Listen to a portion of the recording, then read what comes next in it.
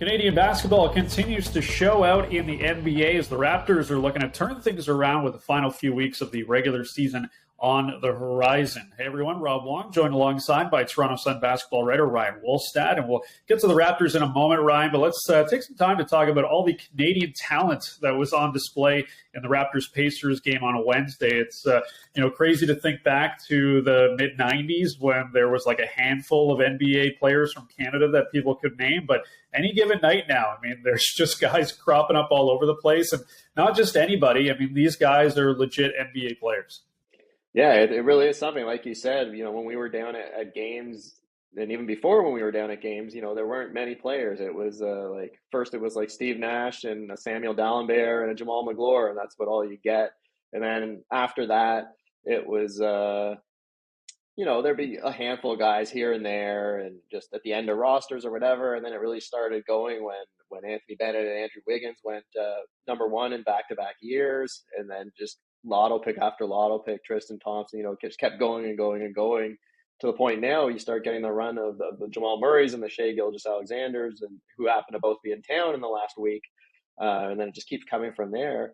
And now it was amazing that it happened to be Canada basketball night on Wednesday, and the Pacers, Rick Carlisle has a sense of the moment, and he decided, we're going to start three Canadians for the first time. And they all punished the Raptors. Yeah, that was tough to watch that, but definitely people are rooting for those guys in their home country. So as far as the Raptors go, they are currently in a play-in spot in the Eastern Conference, hanging on to that position pretty perilously. I mean, the Pacers trying to chase them down right now to get in. The Raptors have a somewhat favorable schedule here with some not-so-great teams down the stretch, Ryan. But overall, what do you think needs to happen in order for them to get in? It's been a pretty inconsistent season and pretty inconsistent even the last couple of weeks here.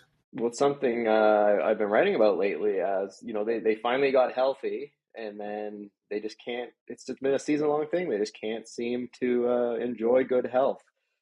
It might be a few games here and there, everyone's available and they look pretty good, but then something crops up, and now you see Scotty Barnes has a sore wrist again.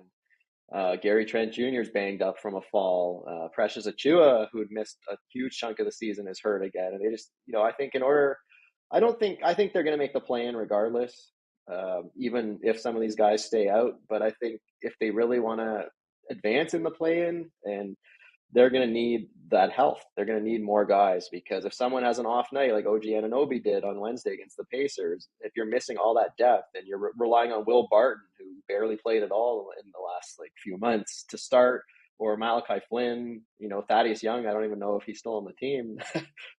Nick Nurse has completely abandoned him. You don't have the depth anymore. So you're going to need some guys to be in the lineup to have a chance. And you're also going to need to start playing a lot better defense, because a lot of the game against the Pacers, there just wasn't any deterrent. It's nice that they have Jakob Poeltl now to guard the rim, but he can't do everything. If everyone's just going to be running right at him, unimpeded at full speed, there's nothing really they're going to do. So I'd say that the defense, especially, it may be some better rebounding that would help as well. Well, it's not always about just one guy in particular, but if there's one player on this team that you would single out as being, that key to help turn things around here in the final few weeks, who is that guy? I think a lot of it is going to fall on Pascal Siakam. Van Vliet's been really, really good, but they really don't have any depth behind him. He's played a lot of minutes. I have a feeling that he's been awesome the last few weeks, but I think it might catch up to him in the final few games, just all the minutes he's played. So I think it's going to be on Siakam's shoulders to really get it done. And even in the Pacers game, he wasn't very good in the first half, and they were down, and it looked like it was going to be a really bad loss. And, it ended up being a bad loss, but he did everything he could to prevent that. And especially in the third quarter, I think he had 14 points. And I think he's the all-NBA guy on the roster. He's the best player. He's the highest paid player. So this is the time that he's going to have to reinforce that, because I know there's a lot of people that like to rag on him. I don't think it's fair most of the time.